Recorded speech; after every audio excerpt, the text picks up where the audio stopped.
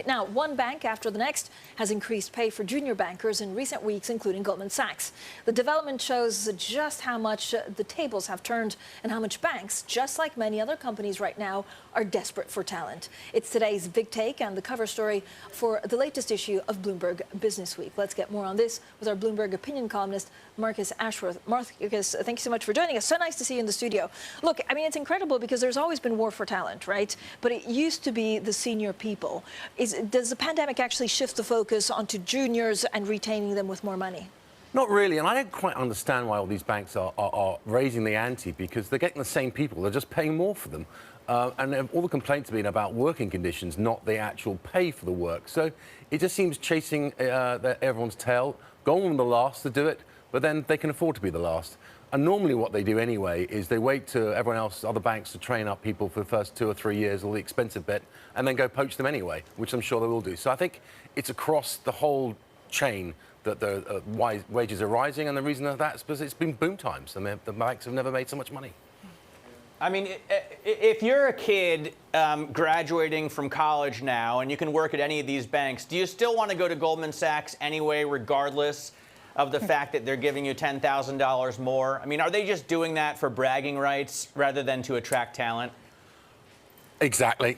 Spot on. You still want to join Goldman. I wish I could say differently, but it is simply that. They are probably still the elite place to go. There are a handful of others who are equally good. But the question really is not so much is it Goldman versus Morgan Stanley versus JP Morgan are all equally excellent. It's whether it's private equity or it's tech or it's doing something, starting your own startup. And that's the real competition. Well, and Marcus, there's a lot that goes into compensation. It's not just salary for banks, bonuses, but then there's also things like benefits and work-life balance. I mean, how does that factor into this equation here? Well, I should always remember my first job. The thing we got most excited about is a thing called luncheon vouchers, which was £20 per month, which you could only use in certain stores. But that was the thing we got all excited about. It is, of course, about the bigger, wider package. And really what we're talking about here is the bottom of the inverted triangle. The starting wage is not what these people go join Goldman Sachs or any of the banks for. It's the bonuses which accrue as the years go by. Right. What does happen in years go by? So then you get poached by others. What I'm surprised about is how much retention is there for these junior bankers? So how many of them, when the crop is up, get paid $100,000, then get on to managing partners? Well, that's the whole point. They witter them down and they poach the best people from elsewhere. So the competition in that intake pool is intense because you know probably 50% are not going to make it. And it's not just because they aren't going to end up with 100% the same numbers, it's they're going to take in best people from other banks, and that's what keeps them on their toes. But, yeah, it's a nice position to be in. An extra 10 or 15,000 always helps. I wonder how much longer we're going to see them clustered around New York and London. Is that a forever thing? Because I'd much rather work in, like, Jackson, Wyoming or San Diego, California.